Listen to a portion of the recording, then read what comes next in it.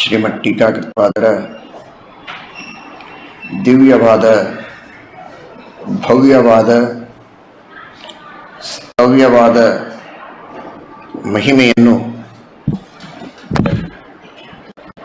ಸತ್ಯಪ್ರಿಯತೀರ್ಥ ಶ್ರೀಪಾದಂಗಳವರು ಬಹಳ ಸುಂದರವಾಗಿ ಕೊಂಡಾಡಿದ್ದಾರೆ. ಶ್ರೀಮಠ್ ಟೀಕಾಕೃತ್ಪಾದರ ಗ್ರಂಥಗಳು, ಶ್ರೀಮಠ್ ಟೀಕಾಕೃತ್ಪಾದರ ಗ್ರಂಥಗಳು ಅಂದರೆ ಮಲ್ಲಿಗೆಯ ಹೂವಿನ ತೋಟ ಇದ್ದಂತೆ. ಮಲ್ಲಿಗೆಯ ಹೂವಿನ ತೋಟಕ್ಕೆ ವಾಸನೆ ಸಹಜವಾಗಿಯೇ ಇರುತ್ತೆ. ಮಲಯ ಪರ್ವತದಲ್ಲಿ ಬೆಳೆದ ಶ್ರೇಷ್ಠ ಜಾತಿಯ ಚಂದನ ವೃಕ್ಷದ ವನದ ಮೇಲೆ ಬೀಸಿ ಬಂದ ಗಾಳಿ ಈ ಮಲ್ಲಿಗೆಯ ತೋಟದ ಮೇಲೆ ಬೀಸಿದರೆ ಇನ್ನೆಷ್ಟು ಸುಗಂಧ ಬರಲಿಕ್ಕಿಲ್ಲ ಅಂತ ಕವಿಯ ಕಲ್ಪನೆ.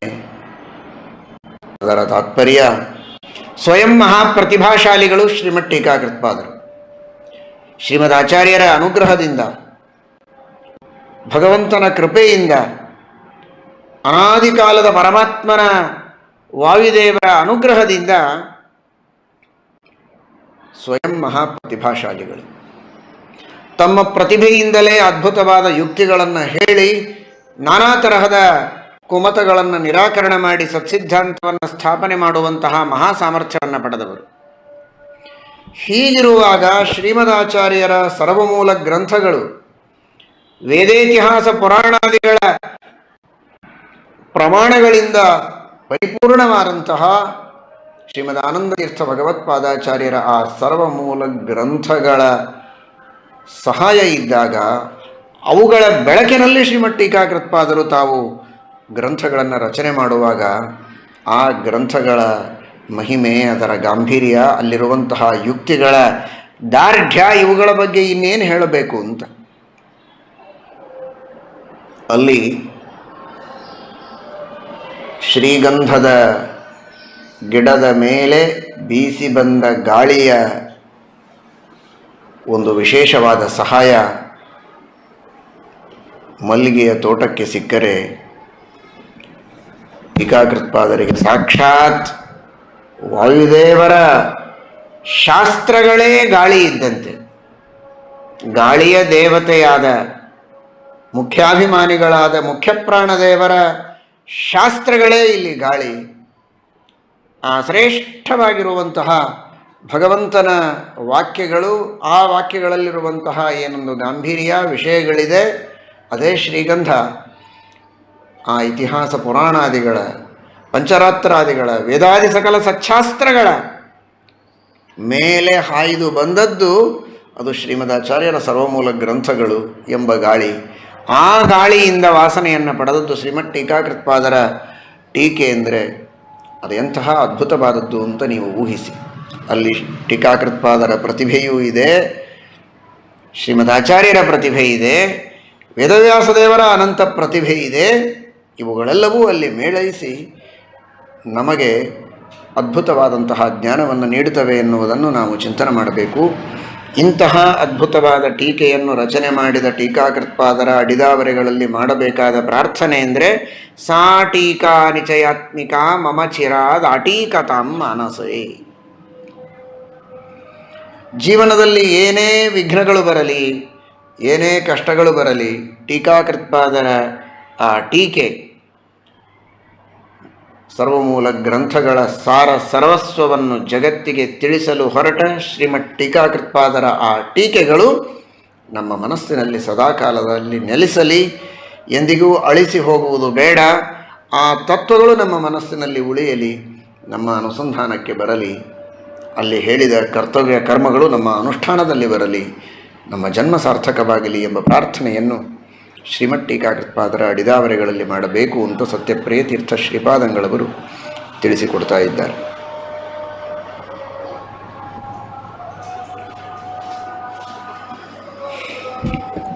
ಕೆಲವು ಪ್ರಾರ್ಥನೆಗಳನ್ನು ಮಾಡ್ತಾರೆ.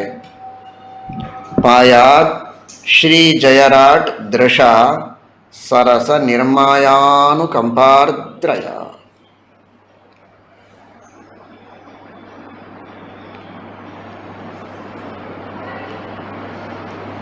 ವಿಜಯದಾಸರು ಹೇಳುವಂತೆ ಈ ಮುನಿ ಒಲಿದರೆ, ಟೀಕಾಕೃತ್ಪಾದರ ಪ್ರಸಾದ ಅವರ ಅನುಗ್ರಹ ಆದರೆ ಮಾತ್ರ ಭಗವಂತನ ವಾಯುದೇವರ ಅನುಗ್ರಹ, ಭಗವಂತನ ಅನುಗ್ರಹವಾಗುವುದಕ್ಕೆ ಸಾಧ್ಯ, ಸಂಸಾರವನ್ನು ದಾಟುವುದಕ್ಕೆ ಸಾಧ್ಯ, ಇಲ್ಲದಿದ್ದರೆ ಇಲ್ಲ ಅಂತ.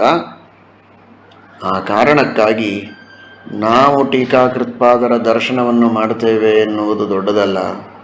ಟೀಕಾಕೃತ್ಪಾದರ ಕೃಪಾದೃಷ್ಟಿ ನಮ್ಮ ಮೇಲೆ ಬೀಳಬೇಕು, ಆಗ ನಮ್ಮ ಉದ್ಧಾರ.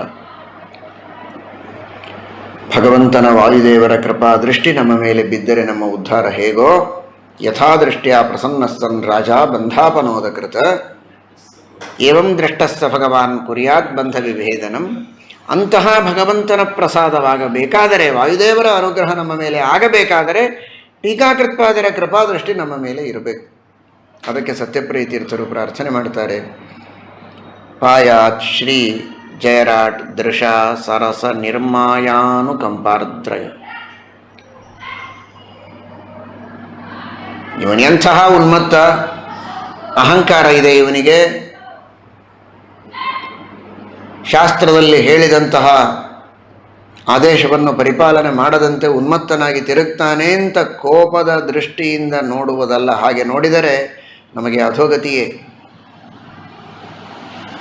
ಅನುಕಂಪಾರ್ದ್ರಯ, ದಯೆಯಿಂದ ಆರ್ದ್ರವಾದ ಮನಸ್ಸಿನಿಂದ, ಅಂತಹ ಪ್ರೀತಿಯ, ಸ್ನೇಹದ, ವಾತ್ಸಲ್ಯದ, ಅನುಗ್ರಹದ ದೃಷ್ಟಿಯಿಂದ ನಮ್ಮನ್ನು ಟೀಕಾಕೃತ್ಪಾದರು ನೋಡಿದರೆ ಆಗ ನಮ್ಮ ಉದ್ಧಾರದ ಕಾಲ ಹತ್ತಿರ ಬಂದಿದೆ ಅಂತ ಅರ್ಥ. ನಿತ್ಯದಲ್ಲಿ ಈ ಸ್ತುತಿಯನ್ನು ಪಠನ ಮಾಡಿ ಟೀಕಾಕೃತ್ಪಾದರಿಗೆ ನಾವು ಬೇಡಬೇಕು, ನಿಮ್ಮ ಕೃಪಾದೃಷ್ಟಿ ಇರಲಿ ಅಂತ. ಮಳಖೇಡದಲ್ಲಿ ಅವರ ಮೂಲ ವೃಂದಾವನದ ಸನ್ನಿಧಾನದಲ್ಲಿ ಹರಿವಾಯು ಗುರುಗಳ ಅನುಗ್ರಹವಿದ್ದಾಗ, ಯೋಗವಿದ್ದಾಗ ಪ್ರತ್ಯಕ್ಷ ದರ್ಶನ ಮಾಡಿ ಅವರಿಗೆ ಪ್ರಾರ್ಥನೆ ಮಾಡುವುದು ಅತ್ಯಂತ ಶ್ರೇಷ್ಠವಾದದ್ದೇ, ಅದು ಮಹಾಭಾಗ್ಯ. ಎಲ್ಲ ಸಂದರ್ಭಗಳಲ್ಲಿಯೂ ಅಷ್ಟು ದೂರ ಹೋಗಿ ಅವರ ವೃಂದಾವನದ ದರ್ಶನವನ್ನು ಪಡೆಯುವ ಭಾಗ್ಯ ಇಲ್ಲದಿದ್ದರೂ ನಾವಿದ್ದಲ್ಲಿಯೇ ಭಕ್ತಿಯಿಂದ ನಾವು ಸ್ಮರಣೆ ಮಾಡಿ ಆ ಸ್ತೋತ್ರವನ್ನು ಪಠನ ಮಾಡಿದರೆ ಟೀಕಾಕೃತ್ಪಾದರ ಕೃಪಾದೃಷ್ಟಿ ನಮ್ಮ ಮೇಲೆ ಇರುವುದರೊಳಗೆ ಯಾವ ಸಂಶಯವೂ ಇಲ್ಲ. ಪಾಯಾತ್ ಶ್ರೀ ಜಯರಾಟ್ ದೃಶ ಸರಸ ನಿರ್ಮಾಯಾನುಕಂಪಾರ್ದ್ರಯ. ಅಂತಹ ಕೃಪಾದೃಷ್ಟಿಯಿಂದ ನಮ್ಮನ್ನು ನೋಡಿ ಹರಿಸಲಿ ಅಂತ ನಾವು ಕೇಳಬೇಕು. ಅಷ್ಟು ಮಾತ್ರ ಅಲ್ಲ, ಕೇವಲ ನಮ್ಮ ಮೇಲೆ ಕೃಪಾದೃಷ್ಟಿಯನ್ನು ಅವರ ಇಟ್ಟರ ಸಾಲದು. ಯಾವತ್ತೋ ಬರುವಂತಹ ಒಬ್ಬ ವ್ಯಕ್ತಿಯ ಮೇಲೂ ಅಯ್ಯೋ ಪಾಪ ಅನ್ನುವ ಕೃಪಾದೃಷ್ಟಿ ಇರುತ್ತೆ. ಅವನಿಗೆ ಬೇಕಾದಂತಹ ಅನ್ನವನ್ನೋ ವಸ್ತ್ರವನ್ನೋ ಕೊಟ್ಟು ಆಚೆಗೆ ಕಳಿಸಿದರೆ ಆಮೇಲೆ ಅವನು ಎಲ್ಲಿಯೋ ನಾವೆಲ್ಲಿಯೋ. ಆ ತರಹ ಟೀಕಾಕೃತ್ಪಾದರಿಗೆ ನಮ್ಮ ಬಗ್ಗೆ ಎಂದೋ ಒಂದು ದಿನದ ಕೃಪಾದೃಷ್ಟಿ, ಏನೋ ಬೇಕು ಅಂತ ಕೇಳುವುದಕ್ಕೆ ಬಂದಿದ್ದಾನೆ, ಕೊಟ್ಟು ಕಳಿಸಿದರಾಯಿತು ಅನ್ನುವ ದೃಷ್ಟಿಯಲ್ಲಿ ಕೃಪಾದೃಷ್ಟಿ ನಮ್ಮ ಮೇಲೆ ಇದ್ದರೆ ಸಾಲದು. ಹಾಗಾದರೆ ಅವರು ನಮ್ಮನ್ನು ಸ್ವಂ ದಾಸಂ ಜಯತೀರ್ಥರಾಟ್ ಸ್ವಕರುಣಾ ಸಂಧಾನಿತಂ ಆಕ್ರಿಯ. ಅವರ ಆ ಕರುಣೆಯ ಪಾಶದಿಂದ ನಮ್ಮನ್ನು ಕಟ್ಟಿ ಹಾಕಲಿ, ಕರುಣೆಯ ಪಾಶದಿಂದ ನಮ್ಮನ್ನು ಕಟ್ಟಿ ಹಾಕಲಿ. ಸ್ವಕರುಣಾ ಸಂಧಾನಿತಂ ಆಕ್ರಿಯ. ಅಲ್ಪ ಸ್ವಲ್ಪ ಕರುಣೆಯನ್ನು ತೋರಿ ಕಳಿಸುವುದು ಬೇಡ, ಅವರು ತಮ್ಮ ಕರುಣೆಯಿಂದ ನಮ್ಮನ್ನು ಕಟ್ಟಿ ಹಾಕಲಿ, ತಮ್ಮ ಹತ್ತಿರ ಇಟ್ಟುಕೊಳ್ಳಲಿ. ಪಾದಾಬ್ಜ ಪ್ರಣತೆ ಜೈ ಕಲಯತು ಸ್ವೇ ದಾಸವರ್ಗೇಪಿ ಮಾಂ. ತಮ್ಮ ದಾಸವರ್ಗದಲ್ಲಿ ನಮ್ಮನ್ನು ಸೇರಿಸಿಕೊಳ್ಳಲಿ. ಅವರ ದಾಸರು, ಅವರ ಶಿಷ್ಯರು ಅಂದರೆ ವಿದ್ಯಾಧಿರಾಜ ತೀರ್ಥರೇ ಮೊದಲಾದಂತಹ ಮಹಾನುಭಾವರು. ವಿದ್ಯಾಧಿರಾಜ ತೀರ್ಥರು, ಶ್ರೀಪಾದರಾಜರು, ವ್ಯಾಸರಾಜರೇ ಮೊದಲಾದಂತಹ ಮಹಾಮಹಾಜ್ಞಾನಿಗಳು, ವ್ಯಾಖ್ಯಾನಕಾರರು ಅವರ ಶಿಷ್ಯ ಪ್ರಶಿಷ್ಯರು ಅವರೆಲ್ಲ ಅವರ ದಾಸಾನುದಾಸರು. ಅವರ ದಾಸರ ವರ್ಗ ಅಂದರೆ ನೇರವಾದ ದಾಸರ ವರ್ಗದಲ್ಲಿ ಬರೋ ಯೋಗ್ಯತೆ ನಮ್ಮದಲ್ಲ.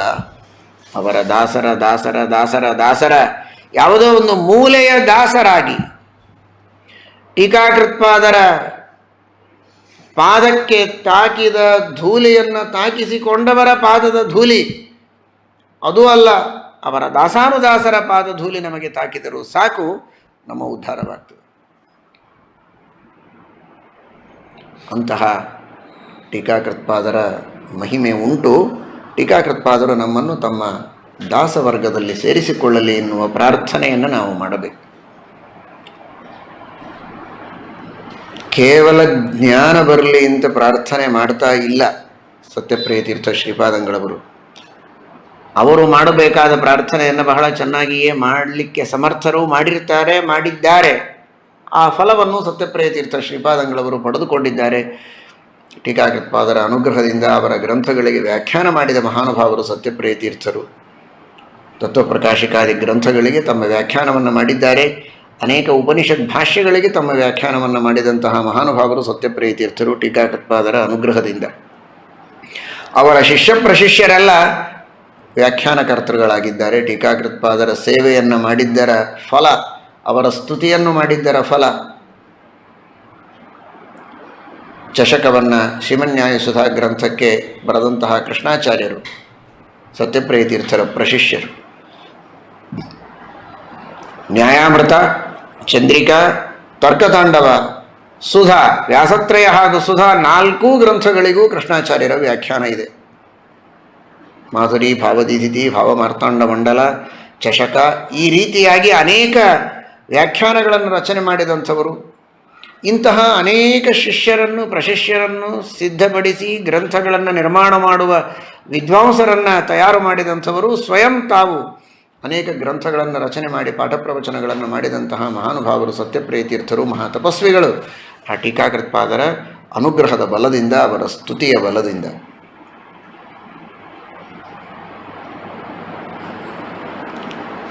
ಹೀಗಾಗಿ ಶ್ರೀ ಸತ್ಯಪ್ರಿಯ ತೀರ್ಥರು ನಮಗೆಲ್ಲ ಕಲಿಸಿಕೊಡ್ತಾರೆ, ಬರೀ ಜ್ಞಾನ ಬೇಕು ಅಂತ ಕೇಳಬೇಡಿ, ಕೇಳಿದರೆ ನಿಮಗೆ ಜ್ಞಾನ ಬಂದ ಮರುಕ್ಷಣ ಅಹಂಕಾರ ಬರುತ್ತೆ. ನನ್ನ ಸಮಾನ ಪಂಡಿತ ಯಾರಿಲ್ಲ ಅನ್ನುವ ಅಹಂಕಾರದಲ್ಲಿ ಸ್ವೋತ್ತಮರನ್ನು ದ್ರೋಹ ಮಾಡುವಂತಹ ಪ್ರಸಂಗ ಬಂದೀತು. ಕರ್ತವ್ಯ ಕರ್ಮದಿಂದ ಚ್ಯುತರಾಗುವ ಪ್ರಸಂಗ ಬಂದೀತು. ಹಾಗಾದರೆ ಏನು ಕೇಳಬೇಕು? ಜ್ಞಾನ ಕೇಳಬೇಕಾ? ಕರ್ತವ್ಯ ಕರ್ಮಗಳಲ್ಲಿ ನಿಷ್ಠೆ ಇರಬೇಕು ಅಂತ ಕೇಳಬೇಕಾ? ವಿನಯ ಕೇಳಬೇಕಾ? ಭಕ್ತಿ ಕೇಳಬೇಕಾ? ಏನು ಕೇಳೋಣ ಅಂತ ಒಂದೊಂದನ್ನು ಕೇಳುವುದಕ್ಕೆ ತಲೆ ಕೆಡಿಸಿಕೊಳ್ಳಬೇಡಿ. ಕೇಳುವುದಕ್ಕೆ ಕಷ್ಟ, ಒಂದು ಕೇಳುವುದರಲ್ಲಿ ಮತ್ತೊಂದನ್ನು ಮರೀತೀರಾ. ಹಾಗಾದರೆ ಏನು ಕೇಳಬೇಕು? ನಿಮ್ಮ ದಾಸರಲ್ಲಿ ನನ್ನನ್ನು ಸೇರಿಸಿಕೊಳ್ಳಿ ಅಂತ ಒಂದು ಕೇಳಿ, ಅದರಲ್ಲಿ ಎಲ್ಲ ಬಂತು ಅಂತ. ಕಾರಣ ಇಷ್ಟೇ, ಇಂತಹ ಮಹನೀಯರು ಮಹಾತ್ಮರು ತಮ್ಮ ದಾಸವರ್ಗದಲ್ಲಿ ಸೇರಿಸಿಕೊಳ್ಳಬೇಕಾದರೆ ಈ ಎಲ್ಲ ಅರ್ಹತೆಗಳು ಇದ್ರೇ ಸೇರಿಸಿಕೊಳ್ತಾರೆ, ಇಲ್ಲದಿದ್ದರೆ ಸೇರಿಸಿಕೊಳ್ಳೋದಿಲ್ಲ.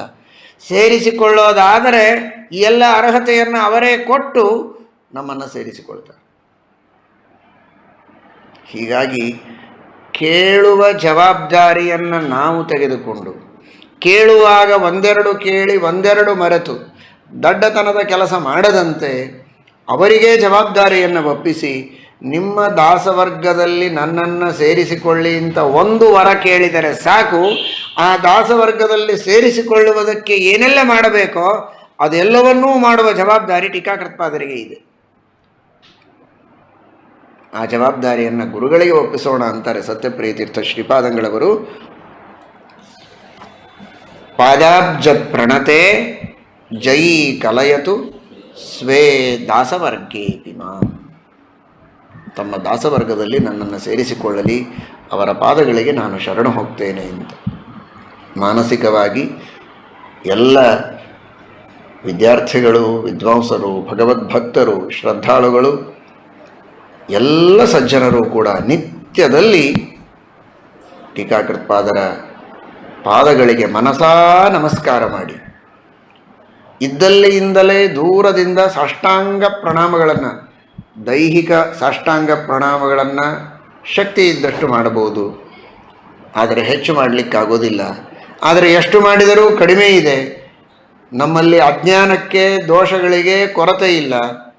ಟೀಕಾಕೃತ್ಪಾದರಲ್ಲಿರುವ ಗುಣಗಳಿಗೆ ಕೊರತೆ ಇಲ್ಲ. ನಮ್ಮ ದೋಷಗಳ ಪರಿಹಾರ ಆಗಬೇಕು, ಗುಣಗಳೆಲ್ಲ ನಮ್ಮ ಯೋಗ್ಯತೆಗೆ ತಕ್ಕಂತೆ ಅವರ ಅನುಗ್ರಹದಿಂದ ಬರಬೇಕು. ಅವಶ್ಯಕತೆ ಬಹಳ ಇದೆ. ಎಷ್ಟು ಪದಾರ್ಥ ಬೇಕೋ ಅಷ್ಟು ಹಣವನ್ನು ಖರ್ಚು ಮಾಡಬೇಕಲ್ಲ. ಹಾಗೆ ನಮಗೆ ಎಷ್ಟು ಫಲ ಸಿಗಬೇಕೋ ಅಷ್ಟು ಪ್ರಣಾಮಗಳನ್ನು, ನಮಸ್ಕಾರಗಳನ್ನು ಮಾಡಬೇಕು.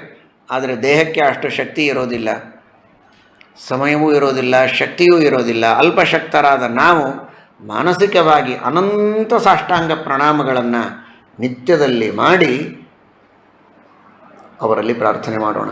ನೋಡಿ, ಎಷ್ಟು ಮಾನಸವಾದ ಪೂಜೆಗೆ, ಮಾನಸವಾದ ನಮಸ್ಕಾರಗಳಿಗೂ ಬೇಕಾದಷ್ಟು ಫಲವನ್ನು ಶಾಸ್ತ್ರದಲ್ಲಿ ಹೇಳಿದ್ದಾರೆ. ಮಾನಸ ಪೂಜೆಯಂತೆ ಇದೆ. ಮನಸ್ಸಿನಲ್ಲೇನೆ ಭಗವಂತನಿಗೆ ಪೂಜೆಯನ್ನು ಮಾಡುವ ವಿಧಾನವನ್ನು ಹೇಳಿಕೊಟ್ಟಿದ್ದಾರೆ. ಮನಸ್ಸಿನಲ್ಲೇನೆ ನಮಸ್ಕಾರ ಮಾಡುವುದನ್ನು ಹೇಳಿದ್ದಾರೆ. ದೈಹಿಕ, ವಾಚಿಕ, ಮಾನಸಿಕ ತ್ರಿವಿಧ ಮಂಗಲಗಳನ್ನು, ತ್ರಿವಿಧ ನಮಸ್ಕಾರಗಳನ್ನು ಹೇಳಿದ್ದಾರೆ. ಮಾನಸ ನಮಸ್ಕಾರ ಎಷ್ಟು ಸುಲಭವಾದದ್ದು, ಯಾವುದೇ ಶ್ರಮವಿಲ್ಲದಂತೆ ಮಾಡಬಹುದು, ಎಷ್ಟಾದರೂ ಮಾಡಬಹುದು. ಆದರೆ ಅದನ್ನೂ ಮಾಡೋದಿಲ್ಲ ನಾವು ಅಜ್ಞಾನಿಗಳು. ಸತ್ಯಪ್ರಿಯರಂತಾರೆ, ಪಾದಾಬ್ಜ ಪ್ರಣತೆ ಜೈ ಕಲಯತು ಸ್ವೇ ದಾಸವರ್ಗೇ ಪಿಮಾಂ. ಮಾನಸಿಕವಾಗಿ ಗುರುಗಳ ಪಾದದಲ್ಲಿ ಸಹಸ್ರ ಸಹಸ್ರ ಕೋಟಿ ಕೋಟಿ ಅನಂತ ಅನಂತ ಪ್ರಣಾಮಗಳನ್ನು ಸಲ್ಲಿಸೋಣ. ದೈಹಿಕವಾಗಿ ಒಂದೋ ಎರಡೋ ನಮಗೆ ಶಕ್ತಿ ಇದ್ದಷ್ಟು ನಮಸ್ಕಾರಗಳನ್ನು ಮಾಡೋಣ. ಆದರೆ ಭಕ್ತಿಯಿಂದ ನಮಸ್ಕಾರ ಮಾಡಿ ಅವರಲ್ಲಿ ಬೇಡಿಕೊಳ್ಳೋಣ. ಸ್ವೇ ದಾಸವರ್ಗೇ ಪಿಮಾಂ. ನಿಮ್ಮ ದಾಸವರ್ಗದಲ್ಲಿ ಸಾವಿರ ಸಾವಿರ ಜನ ಇದ್ದಾರೆ, ಅದರೊಳಗೆ ನನ್ನನ್ನೂ ಸೇರಿಸಿಕೊಳ್ಳಿ ಅಂತ. ಟೀಕಾಕೃತ್ಪಾದರ ದಾಸ ವರ್ಗದಲ್ಲಿ ನಮ್ಮನ್ನು ಸೇರಿಸಿಕೊಳ್ಳಬೇಕು ಅಂದರೆ ಆ ವರ್ಗದೊಳಗೆ ಯಾರಿರ್ತಾರೆ?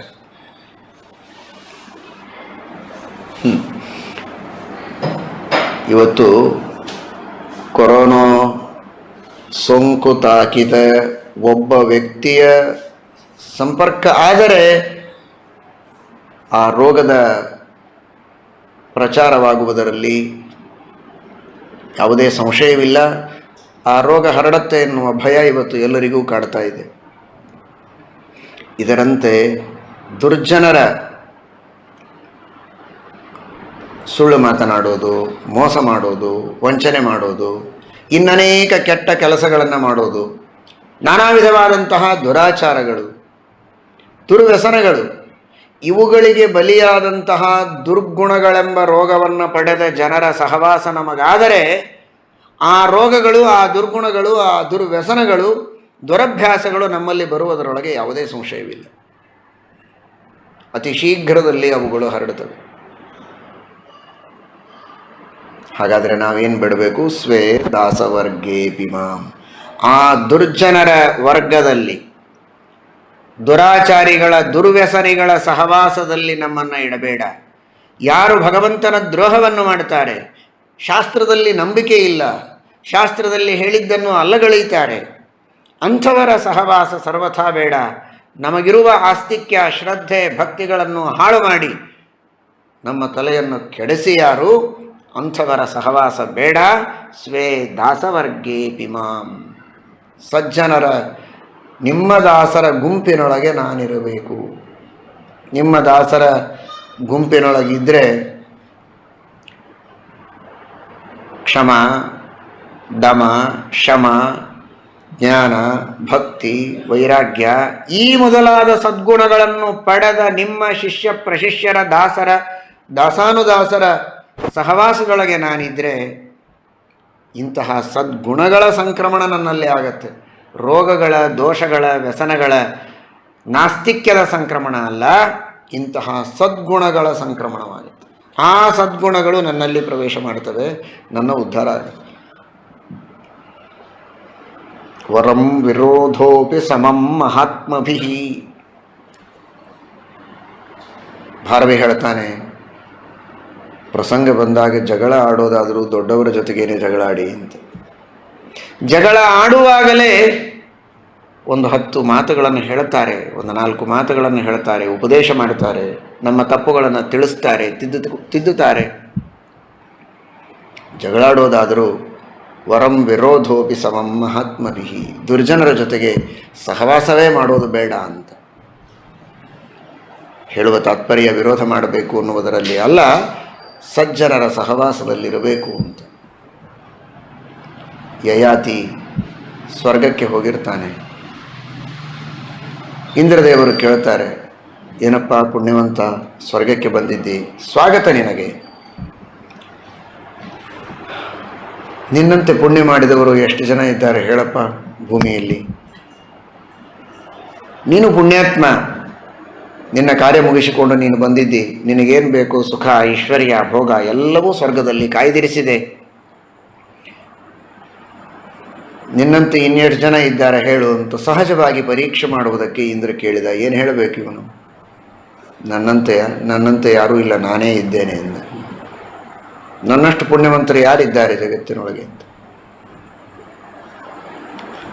ಈ ಮಾತಾಡಿದ 2ನೇ ಕ್ಷಣಕ್ಕೆ ಇಂದ್ರ ಹೇಳಿದ, ಬೀಳು ಕೆಳಗೆ ಅಂತ. ಇಂದ್ರದೇವರಿಗೆ ಸರ್ವಾಧಿಕಾರ.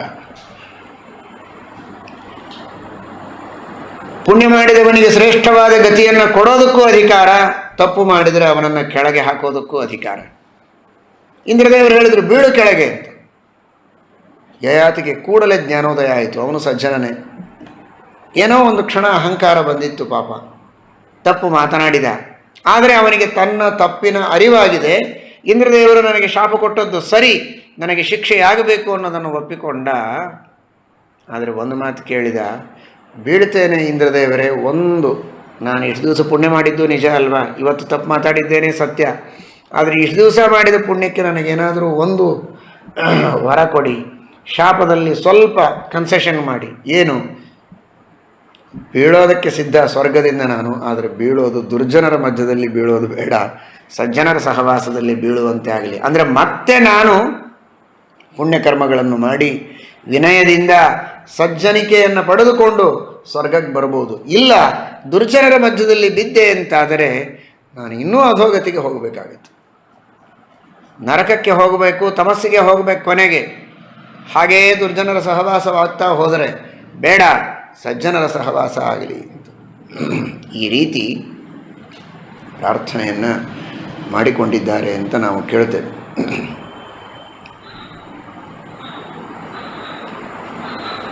ತುಂಬೂರು ನಾರದರ ಸಮಾಗಮದಲ್ಲಿಯೂ ಕೂಡ ತುಂಬೂರು ಗಂಧರ್ವ ಪ್ರಾಚೀನ ಬರ್ಹಿಯನ್ನು ಬಹಳಷ್ಟು ವರ್ಣನೆ ಮಾಡ್ತಾನೆ. ಪ್ರಾಚೀನ ಬರ್ಹಿ ಕೊಟ್ಟಂತಹ ಮುತ್ತು ರತ್ನಗಳಿಂದ ಖಚಿತವಾದ ತಂಬೂರಿಯನ್ನು ತೆಗೆದುಕೊಂಡು ಬಂದಾಗ ನಾರದರಂತಾರೆ, ಎಲ್ಲಿಂದ ತಂದಿದ್ದೀಯಾ ಇದನ್ನು? ಈ ರೀತಿ ಪ್ರಾಚೀನ ಬರ್ಹಿಯ ಸ್ತೋತ್ರ ಮಾಡಿದಾಗ ಅವನು ಕೊಟ್ಟದ್ದು ಅಂತ. ಬೀಳು ಕೆಳಗೆ, ತಲೆ ಕೆಳಗೆ ಮಾಡಿ ಎಂದರು. ಆಗಲೂ ಬೀಳುತ್ತೇನೆ, ಪವಿತ್ರ ಕ್ಷೇತ್ರದಲ್ಲಿ ಬೀಳಿಸಿ ನಾನು ಮಾಡಿದ ತಪ್ಪಿಗೆ ದೇವರ ಸ್ತುತಿಯನ್ನು ಮಾಡಬೇಕಾದಂತಹ ಈ ಮುಖದಿಂದ ದೇವರ ಸ್ತುತಿಯನ್ನು ಮಾಡುವುದಕ್ಕೆ ಬಳಸಬೇಕಾದ ತಂಬೂರಿಯನ್ನು ಮಾನವರ ಸ್ತುತಿಗೆ ಬಳಸಿದ ತಪ್ಪಿಗೆ ನನಗೆ ನೀವು ಕೊಡುವ ಶಿಕ್ಷೆ ಸರಿಯಾದ ಶಿಕ್ಷೆ, ನಾನು ಸ್ವೀಕಾರ ಮಾಡ್ತೇನೆ. ಆದರೆ ಪವಿತ್ರವಾದ ಸ್ಥಾನದಲ್ಲಿ ನನ್ನನ್ನು ಬೀಳಿಸಿ ಅಂತ ಹೇಳಿದಾಗ ಪವಿತ್ರವಾದಂತಹ ಘೋಣ ತೀರ್ಥದಲ್ಲಿ ಬೀಳುವಂತೆ ಮಾಡ್ತಾರೆ. ಅದೇ ಮುಂದೆ ತುಂಬೂರು ಅಲ್ಲಿ ಬಿದ್ದದ್ದಕ್ಕೆ, ತಂಬೂರಿ ಸಹಿತನಾಗಿ ತುಂಬೂರು ಬಿದ್ದದ್ದಕ್ಕೆ ತುಂಬೂರು ತೀರ್ಥ ಅಂತ ಆ ತೀರ್ಥಕ್ಕೆ ಹೆಸರು. ಇವತ್ತಿಗೂ ಪವಿತ್ರವಾದ ತಿರುಮಲ ಕ್ಷೇತ್ರದಲ್ಲಿ ಆ ತೀರ್ಥ ವಿರಾಜಮಾನವಾಗಿದೆ. ಆ ಪರ್ವತಗಳ ಮಧ್ಯದಲ್ಲಿ ಶಿಲಾ ರೂಪದಲ್ಲಿ ಇವತ್ತಿಗೂ ತಂಬೂರಿ ನೋಡುವುದಕ್ಕೆ ಕಾಣುತ್ತೆ. ಆ ರೀತಿಯ ಪ್ರಾರ್ಥನೆಯನ್ನು ಮಹಿತಾತ್ಮರು ಮಾಡ್ತಾ ಇದ್ದರು. ಯಾಕೆ ಅಂದರೆ ಸಜ್ಜನರ ಸಹವಾಸ, ಪವಿತ್ರವಾದಂತಹ ಜ್ಞಾನಿಗಳ ಒಡನಾಟ, ಇದು ಮತ್ತೆ ಮನುಷ್ಯನನ್ನು ಉನ್ನತ ಸ್ಥಾನಕ್ಕೆ ಕರೆದುಕೊಂಡು ಹೋಗುವುದಕ್ಕೆ ಸಾಧ್ಯವಿದೆ ಅನ್ನೋದಕ್ಕೋಸ್ಕರ ಆ ರೀತಿ ಪ್ರಾರ್ಥನೆ ಮಾಡ್ತಾರಲ್ಲ. ಹಾಗೆ ನಮಗೆಲ್ಲ ಸತ್ಯಪ್ರಿಯ ತೀರ್ಥರು ಕಲಿಸಿಕೊಡ್ತಾ ಇದ್ದಾರೆ.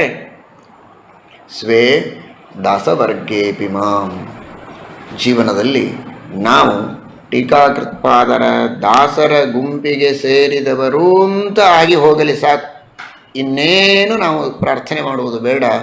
ನಮ್ಮ ಜೀವನದಲ್ಲಿ ನಾವು ಪಡೆಯಬೇಕಾದ ಎಲ್ಲ ಸೌಭಾಗ್ಯಗಳನ್ನು ಪಡೆಯುತ್ತೇವೆ, ಎಲ್ಲ ಸದ್ಗುಣಗಳನ್ನು ಪಡೆಯುತ್ತೇವೆ, ನಿಶ್ಚಿತವಾಗಿಯೂ ನಮ್ಮ ಉದ್ಧಾರವಾಗುತ್ತೆ. ಇದೊಂದು ಪ್ರಾರ್ಥನೆಯನ್ನು ಮರೆಯಬೇಡಿ ಅಂತಾರೆ. ದದ್ಯಾತ್ ಶ್ರೀ ಜಯತೀರ್ಥರಾಟ್ ಧಿಯಮುತ ವದ್ಯಾನಿ ಭಿದ್ಯಾನ್. ನಮ್ಮ ದೋಷಗಳನ್ನೆಲ್ಲ ಕಳೆದು ಅವರ ದಾಸವರ್ಗಕ್ಕೆ ನಮ್ಮನ್ನು ಸೇರಿಸಿಕೊಂಡ ಮೇಲೆ ನಾವು ಅವರ ಶಿಷ್ಯರು ದಾಸರು ಅಂತ ನಮ್ಮ ಬಗ್ಗೆ ಅವರಿಗೆ ಅಭಿಮಾನ ಬಂದಾದ ಮೇಲೆ ನಮಗೆ ಉತ್ತಮವಾದ ಬುದ್ಧಿಯನ್ನು ಕೊಡಲಿ. ದಾಸರಾದ ಮೇಲೂ ನಮ್ಮಲ್ಲಿ ದೋಷಗಳು ಉಳಿದರೆ ಅದು ಅವರಿಗೆ ಅಪಕೀರ್ತಿ, ಅದು ಅವರಿಗೆ ಕಲಂಕ. ಟೀಕಾಕೃತ್ಪಾದರ ದಾಸರಾದರೂ ಇವರಲ್ಲಿ ದೋಷಗಳಿವೆ ಅಂತ. ಹಾಗಾದರೆ ಅವಧ್ಯಾನಿ, ನಮ್ಮ ಎಲ್ಲ ದೋಷಗಳನ್ನು ಅವರು ನಾಶ ಮಾಡಿ ಹಾಕಲಿ, ಶುದ್ಧವಾದ ಜ್ಞಾನವನ್ನು ಕೊಡಲಿ. ಜ್ಞಾನದಲ್ಲಿ ಕೊರತೆ ಇದ್ದರೂ ದೋಷಗಳಿದ್ದರೂ ಅವರಿಗೆ ಕಲಂಕ. ಹಾಗಾದರೆ ಅವರಿಗೆ ಕಲಂಕ ಬರಬಾರದು, ನಿಮ್ಮ ದಾಸರು ಹೀಗಿದ್ದಾರೆ ಅಂತ ಅನ್ನಬಾರದು ಜನ ಅಂತಾದರೆ ನಮ್ಮನ್ನು ಉದ್ಧರಿಸಲಿ ಅಂತ ಅವರಲ್ಲಿ ಪ್ರಾರ್ಥನೆಯನ್ನು ಮಾಡಿದ್ದಾರೆ. ಹರಿಸಂಬಂಧಾಗಮಸ್ಯ ಸಂಧಾನಂ ಸಜಯೀ ಪ್ರಸಿದ್ಧ ಹರಿಸಂಬಂಧಾಗಮಸ್ಯ ಕ್ರಿಯಾ. ಉತ್ತಮವಾದ ಬುದ್ಧಿಯನ್ನು ಕೊಡಲಿ.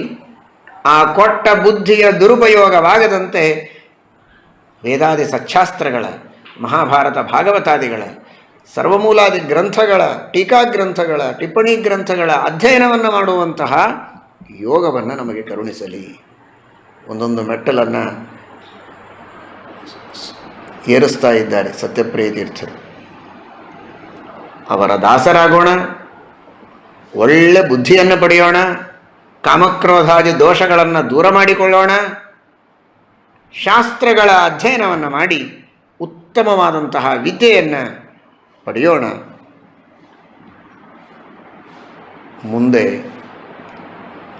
ಐಹಿಕ ಪಾರಲೌಕಿಕ, ಪಾರಲೌಕಿಕವಾದ ಆಧ್ಯಾತ್ಮಿಕವಾದ ಸಂಪತ್ತೇ ಮುಖ್ಯವಾದ ಸಂಪತ್ತು. ಅದಕ್ಕೋಸ್ಕರ ನಾವು ಜ್ಞಾನವನ್ನು ಪಡೆದು ಸಾಧನೆಯನ್ನು ಮಾಡುವುದಕ್ಕೆ ಇಹಲೋಕದಲ್ಲಿ ಬದುಕಬೇಕಲ್ಲ, ಅದಕ್ಕಾಗಿ ಬೇಕಾಗುವ ಸಂಪತ್ತು. ಎಲ್ಲ ಸಂಪತ್ತನ್ನು, ಶುದ್ಧವಾದ ಸಾತ್ವಿಕವಾದ ಮೋಕ್ಷಕ್ಕೆ ಉಪಯೋಗಿಯಾಗುವ ಸಂಪತ್ತನ್ನು ಕೊಟ್ಟು ನಮ್ಮನ್ನು ಉದ್ಧರಿಸಲಿ ಅಂತ. ಲಕ್ಷ್ಮೀಂ ನಃ ಕಲಯೇತ್ ಜಯಿ ಸುಚಿರಂ ಅಧ್ಯಕ್ಷೀಕೃತ ಕ್ಷೋಭಣಾಂ. ಕ್ಷೋಭಣ ಅಂದರೆ ಪರಮಾತ್ಮ. ಅಧ್ಯಕ್ಷೀಕೃತ ಕ್ಷೋಭಣಾಂ, ಯಾವ ಸಂಪತ್ತನ್ನು ನಾವು ಪಡೆದುಕೊಂಡು ಆ ಸಂಪತ್ತಿನಿಂದ ಧರ್ಮ ಕಾರ್ಯಗಳನ್ನು ಮಾಡಿ ಹಿರಿಯರ ಗುರುಗಳ ಅನುಗ್ರಹವನ್ನು ಪಡೆದು ಜ್ಞಾನವನ್ನು ಪಡೆದು ಮೋಕ್ಷ ಸಾಧನೆಯನ್ನು ಮಾಡಿ ಮೋಕ್ಷವನ್ನು ಹೊಂದಿ ಪರಮಾತ್ಮನನ್ನು ಹೊಂದಬಹುದೋ, ಭಗವಂತನ ದರ್ಶನ, ಆ ದರ್ಶನದಿಂದ ಮುಂದೆ ಆ ಭಗವಂತನ ಪ್ರಾಪ್ತಿಯನ್ನು ಪಡೆಯಬಹುದೋ ಅಂತಹ ಸಂಪತ್ತನ್ನು ಕೊಡಲಿ.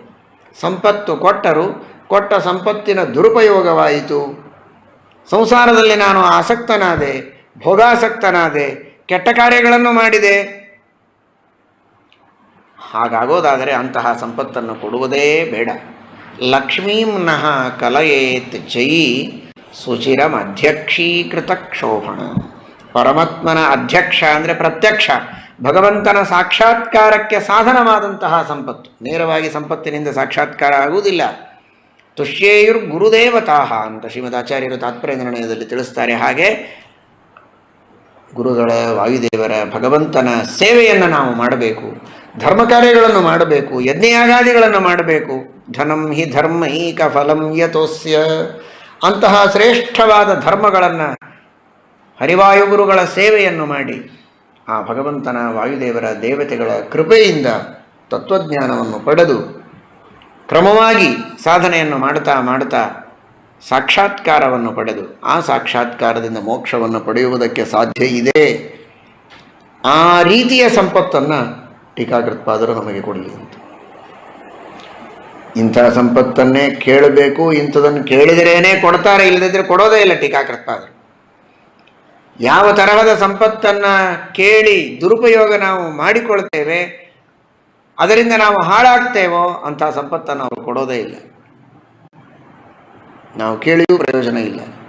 ಹಾಗಾದರೆ ಯಾವುದನ್ನು ಕೊಡಬೇಕು ಅಂತ ಅವರು ಇಟ್ಟುಕೊಂಡಿದ್ದಾರೆ, ಅವರು ಬಯಸಿದ್ದಾರೆ, ಯಾವುದನ್ನು ಕೊಟ್ಟು ಉದ್ಧಾರ ಮಾಡಬೇಕು ಅಂತ ಅವರು ಸಂಕಲ್ಪ ಮಾಡಿದ್ದಾರೆ, ಅಂತಹ ಅವರಿಗೆ ಪ್ರಿಯವಾದ ಸಂಪತ್ತನ್ನೇ ನಾವು ಬೇಡಿದರೆ ನಮಗೆ ಅವರು ಕೊಟ್ಟು ನಮ್ಮನ್ನು ಉದ್ಧಾರ ಮಾಡುತ್ತಾರೆ ಅನ್ನುವುದಕ್ಕೋಸ್ಕರ ಕೊನೆಯದಾಗಿ ಪ್ರಾರ್ಥನೆ ಮಾಡಿದರು. ಲಕ್ಷ್ಮೀಂ ನಃ ಕಲಯೇತ್ ಜಯಿ ಸುಚಿರಂ ಅಧ್ಯಕ್ಷೀಕೃತ ಕ್ಷೋಭಣ. ಇನ್ನೊಂದು ತಾತ್ಪರ್ಯ, ಶ್ರೀಮತ್ ಟೀಕಾಕೃತ್ಪಾದರ ಶ್ರೀಮನ್ಯಾಯಸುಧಾ ಗ್ರಂಥದ ಪ್ರಾರಂಭ ಶ್ರೀ ಎಂಬ ಶಬ್ದದಿಂದ ಆಗತ್ತೆ. ಶ್ರೀಯಃಪತ್ಯೇ ನಿತ್ಯಾಗಣಿತ ಗುಣಮಾಣಿಕ್ಯ ವಿಶದ ಪ್ರಭಾಜಾಲು ಉಲ್ಲಾಸೋಪಹತ ಸಕಲಾವದ್ಯ ತಮಸೆ. ಗ್ರಂಥದ ಉಪಸಂಹಾರ ಲಕ್ಷ್ಮೀ ಎಂಬ ಶಬ್ದದಿಂದ ಆಗ್ತದೆ. ಭೂತಿರ್ಮಹಾಲಕ್ಷ್ಮೀ ಶ್ರೀಮನ್ಯಾಯಸುಧೆಯ ಕೊನೇ ವಾಕ್ಯ. ಶ್ರೀ ಎಂಬ ಶಬ್ದದಿಂದ ಪ್ರಾರಂಭ ಮಾಡಿದಂತಹ ಟೀಕಾಕೃತ್ಪಾದರು ಲಕ್ಷ್ಮೀ ಎಂಬ ಶಬ್ದದಿಂದ ಆ ಗ್ರಂಥವನ್ನು ಮುಗಿಸ್ತಾರೆ. ಹಾಗಾದರೆ ಸತ್ಯಪ್ರಿಯತೀರ್ಥ ಶ್ರೀಪಾದಂಗಳವರು ಆ ಶ್ರೀಮನ್ಯಾಯಸುಧಾ ಗ್ರಂಥವನ್ನೇ ಲಕ್ಷ್ಮೀ ಅಂತ ಕರೀತಾ ಇದ್ದಾರೆ. ಯಾಕೆಂದರೆ ಲಕ್ಷ್ಮಿಯನ್ನು ಹೇಳುವ ಶಬ್ದದಿಂದಲೇ ಮೊದಲುಗೊಂಡು ಲಕ್ಷ್ಮೀ ಎಂಬ ಶಬ್ದದಿಂದಲೇ ಕೊನೆಗೊಳ್ಳುವ ಆ ಗ್ರಂಥ ಅದು ಲಕ್ಷ್ಮೀ.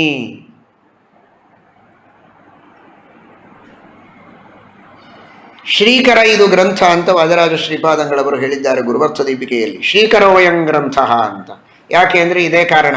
ಶ್ರೀ ಎಂಬ ಶಬ್ದದಿಂದ ಪ್ರಾರಂಭ ಮಾಡಿ ಲಕ್ಷ್ಮೀ ಎಂಬ ಶಬ್ದದಿಂದ ಉಪಸಂಹಾರ ಮಾಡಿದ್ದಾರೆ. ಆ ಮಹಾಲಕ್ಷ್ಮಿಯ ಪೂರ್ಣ ಕೃಪಾಕಟಾಕ್ಷಕ್ಕೆ ಪಾತ್ರರಾದವರು, ನಾರಾಯಣನ ಕೃಪಾಕಟಾಕ್ಷಕ್ಕೆ ಪಾತ್ರರಾದವರು ಶ್ರೀಮತ್ ಟೀಕಾಕೃತ್ಪಾದರು, ವಾಯುದೇವರ ಕೃಪಾಕಟಾಕ್ಷಕ್ಕೆ ಪಾತ್ರರಾದವರು. ಹೀಗಾಗಿ ಲಕ್ಷ್ಮೀ ನಾರಾಯಣರ ಮುಖ್ಯಪ್ರಾಣದೇವರ ಪರಮಾನುಗ್ರಹಕ್ಕೆ ಪಾತ್ರರಾದದ್ದರಿಂದ ಅಂತಹ ಶ್ರೀಮತ್ ಟೀಕಾಕೃತ್ಪಾದರು ಶ್ರೀ ಶಬ್ದದಿಂದ ಪ್ರಾರಂಭ ಮಾಡಿ ಲಕ್ಷ್ಮೀ ಶಬ್ದದಿಂದ ಉಪಸಂಹಾರ ಮಾಡುವ ಮೂಲಕ ಈ ಗ್ರಂಥ ಇದು ಶ್ರೀಕರ ಪರಮ ಮಂಗಲ ಅಂತ ಮಾಡಿದ್ದಾರೆ ಅನ್ನೋದಕ್ಕೆ ಆ ಗ್ರಂಥಗಳನ್ನು ಅಧ್ಯಯನ ಮಾಡಿದವರಿಗೆ ಐಹಿಕವಾದ ಪಾರಲೌಕಿಕವಾದ ಎಲ್ಲ ವಿಧವಾದ ಸಂಪತ್ತು ದೊರಕತ್ತೆ ಅಂತ ತಿಳಿಸಿಕೊಟ್ಟಿದ್ದಾರೆ. ಹಾಗಾದರೆ ಇಲ್ಲಿರುವ ಲಕ್ಷ್ಮೀ ಅನ್ನುವ ಶಬ್ದಕ್ಕೆ ಶ್ರೀಮನ್ಯಾಯಸುಧಾ ಗ್ರಂಥ ಅಂತ ಅರ್ಥ. ಲಕ್ಷ್ಮೀಂ ನಃ ಕಲಯೇತ್ ಜಯಿ. ಶ್ರೀಮತ್ ಟೀಕಾಕೃತ್ಪಾದರು ಒಟ್ಟು ನಮಗೆ ಹರಿಸಂಬಂಧಾಗಮಸ್ಯ ಶಾಸ್ತ್ರಗಳ ಜ್ಞಾನವನ್ನು ಕೊಡಲಿ ಅಂತ ಸಾಮಾನ್ಯವಾಗಿ ಮೊದಲು ಪ್ರಾರ್ಥನೆ ಮಾಡಿದರೆ, ಶ್ರೀಮನ್ಯಾಯಸುಧಾ ಗ್ರಂಥದ ಅಧ್ಯಯನವನ್ನು ಮಾಡುವಂತಹ ಸೌಭಾಗ್ಯವನ್ನು ನಮಗೆ ಕರುಣಿಸಲಿ ಅಂತ. ಅದರಲ್ಲಿಯೂ ಕೂಡ ಕೇವಲ ಶ್ರೀಯಂ ಅಂತ ಕೇಳಲಿಲ್ಲ. ಹಾಗೆ ಕೇಳಿದರೆ ಮಂಗಳಾಚರಣ ಅಷ್ಟೇ, ಮೊದಲನೇ ಮಂಗಳಾಚರಣ ಓದಿ ಮುಂದಿನ ಸುಧಾ ಗ್ರಂಥವನ್ನು ಓದೋ ಭಾಗ್ಯ ಸಿಗದೇ ಹೋದೀತು. ಅದಕ್ಕೆ ಸತ್ಯಪ್ರಿಯರಂದರು ಲಕ್ಷ್ಮೀಂ ಅಂದರು. ಕೇವಲ ಪ್ರಾರಂಭ ಅಲ್ಲ, ಭೂತಿರ್ಮಹಾಲಕ್ಷ್ಮೀ ಎಂಬ ಶ್ರೀಮನ್ಯಾಯಸುಧಾ ಗ್ರಂಥದ ಕೊನೇ ವಾಕ್ಯ ಇದೆಯಲ್ಲ, ಆ ಕೊನೇ ವಾಕ್ಯದವರೆಗೆ ಎಲ್ಲ ವಾಕ್ಯಗಳನ್ನು ಪಂಕ್ತಿಗಳನ್ನು ಚೆನ್ನಾಗಿ ಅರ್ಥ ಮಾಡಿಕೊಂಡು ಓದುವ ಸೌಭಾಗ್ಯವನ್ನು ಕೊಡಿ ಅಂತ ಪ್ರಾರ್ಥನೆ ಮಾಡುವ ರೀತಿಯಲ್ಲಿ ಲಕ್ಷ್ಮೀಂ ನಃ ಕಲಯೇ. ಟೀಕಾಕೃತ್ಪಾದರೆ ನೀವು ರಚನೆ ಮಾಡಿದ ಗ್ರಂಥದಲ್ಲಿ ಕೊನೆಗೆ ಲಕ್ಷ್ಮೀ ಅಂತ ಬರುತ್ತಲ್ಲ, ಆ ಶಬ್ದದವರೆಗೆ ಆ ಸಂಪೂರ್ಣ ಗ್ರಂಥವನ್ನು ಅಧ್ಯಯನ ಮಾಡುವ ಭಾಗ್ಯವನ್ನು ನಮಗೆ ಕರುಣಿಸಿ. ಲಕ್ಷ್ಮೀಂ ಶ್ರೀಮನ್ಯಾಯಸುಧಾ ಗ್ರಂಥೆ ವರ್ತಮಾನಂ ಲಕ್ಷ್ಮೀ ಇತಿ ಶಬ್ದಂ ತದಧ್ಯಯನಂ ನಃ ಕಲಯೇತ್. ಅದೊಂದೇ ಶಬ್ದದ ಅಧ್ಯಯನ ಅಲ್ಲ, ಅಲ್ಲಿಯವರೆಗೆ ಸಮಗ್ರವಾದ ಆ ಸುಧಾಗ್ರಂಥದ ಅಧ್ಯಯನ ಮಾಡುವ ಸೌಭಾಗ್ಯವನ್ನು ಕರುಣಿಸಿ ಉದ್ಧಾರ ಮಾಡಿ ಎನ್ನುವ ರೀತಿಯಲ್ಲಿ ಲಕ್ಷ್ಮೀಂ ನಃ ಕಲಯೇತ್ ಜೈ. ಸುಚಿರಂ ಅಧ್ಯಕ್ಷೀಕೃತ ಕ್ಷೋಭಣ. ಶ್ರೀಮನ್ಯಾಯಸುಧಾ ಗ್ರಂಥದ ಅಧ್ಯಯನ ಮಾಡಿದರೆ ಆಗುವ ಲಾಭ ಏನು? ಅಧ್ಯಕ್ಷೀಕೃತ ಕ್ಷೋಭಣಾಂ. ಆ ಕ್ಷೋಭಣನಾದಂತಹ ಸಂಸಾರವನ್ನೇ ಪರಿಹಾರ ಮಾಡುವಂತಹ ಸಕಲ ಜಗಜ್ಜನ್ಮಾದಿ ಕಾರಣನಾದ ಆ ಪರಮಾತ್ಮನ ಅಪರೋಕ್ಷ ಜ್ಞಾನಕ್ಕೆ ಮೆಟ್ಟಲು ಸಾಧನೆ ಇದು. ಈ ಮಾರ್ಗದಿಂದಲೇ ನಾವು ಭಗವಂತನ ಸಾಕ್ಷಾತ್ಕಾರವನ್ನು ಮಾಡಿಕೊಳ್ಳಬೇಕು ಅನ್ನುವುದಕ್ಕೋಸ್ಕರ ಅಧ್ಯಕ್ಷೀಕೃತ ಕ್ಷೋಭಣಾಂ ಲಕ್ಷ್ಮೀಂ ಅಂದರೆ ಶ್ರೀಮನ್ಯಾಯಸುಧಾ ಗ್ರಂಥ. ಅಂತಹ ಗ್ರಂಥದ ಅಧ್ಯಯನ ಮಾಡುವ ಸೌಭಾಗ್ಯವನ್ನು ಕೊಟ್ಟು ನಮ್ಮನ್ನು ಉದ್ಧರಿಸಿ ಅಂತ ಸತ್ಯಪ್ರಿಯತೀರ್ಥ ಶ್ರೀಪಾದಂಗಳವರು ಪ್ರಾರ್ಥನೆ ಮಾಡಿದ್ದಾರೆ. ನಾವು ನೀವುಗಳು ಎಲ್ಲರೂ ಕೂಡ ನಮ್ಮ ನಮ್ಮ ಶಕ್ತಿಗೆ ಅನುಸಾರವಾಗಿ ಶ್ರೀಮನ್ಯಾಯಸುಧಾದಿ ಗ್ರಂಥಗಳ ಅಧ್ಯಯನ, ಆ ಯೋಗ್ಯತೆ ಇಲ್ಲದೇ ಇದ್ದಾಗ ಅವುಗಳಲ್ಲಿ ಹೇಳಿದಂತಹ ತತ್ವಗಳ ಸಾಮಾನ್ಯವಾದ ಪರಿಚಯ, ಅಂತಹ ಸಾಮಾನ್ಯವಾದ ತತ್ವಗಳನ್ನು ತಿಳಿದುಕೊಂಡು ಶ್ರೀಮನ್ಯಾಯಸುಧಾದಿ ಗ್ರಂಥಗಳ ಅಧ್ಯಯನವನ್ನು ಮಾಡಿದಂಥವರ ಸೇವೆಯನ್ನು ಮಾಡ್ತಾ, ಶ್ರೀಮನ್ಯಾಯಸುಧಾದಿ ಗ್ರಂಥಗಳ ಅಧ್ಯಯನವನ್ನು ಮಾಡಿದಂತಹ ಸಾಧಕರ ದ್ರೋಹವನ್ನು ಮಾಡದೆ ಆ ರೂಪದಲ್ಲಿ ಶ್ರೀಮತ್ ಟೀಕಾಕೃತ್ಪಾದರ ಒಂದು ಸೇವೆಯನ್ನು, ಆ ಜ್ಞಾನಿಗಳ ಸೇವೆಯನ್ನು ಮಾಡುವ ರೂಪದಲ್ಲಿ ಟೀಕಾಕೃತ್ಪಾದರ ಸೇವೆಯನ್ನು ಮಾಡಿ ನಮ್ಮ ಜನ್ಮವನ್ನು ಸಾರ್ಥಕ ಮಾಡಿಕೊಳ್ಳಬೇಕು ಅನ್ನುವ ಸಂದೇಶವನ್ನು ನಮಗೆ ಸತ್ಯಪ್ರಿಯ ತೀರ್ಥ ಶ್ರೀಪಾದಂಗಳವರು ನೀಡಿದ್ದಾರೆ. ಆ ಸೌಭಾಗ್ಯವನ್ನು ನಮ್ಮ ಗುರುಗಳ ದ್ವಾರ ಶ್ರೀಮಠ್ ಟೀಕಾಕೃತ್ಪಾದರು ನಮಗೆ ಕರುಣಿಸಲಿ ಎಂಬುದಾಗಿ ಪ್ರಾರ್ಥನೆಯನ್ನು ಮಾಡ್ತೇವೆ. ಶ್ರೀಕೃಷ್ಣಾರ್ಪಣಮಸ್ತು.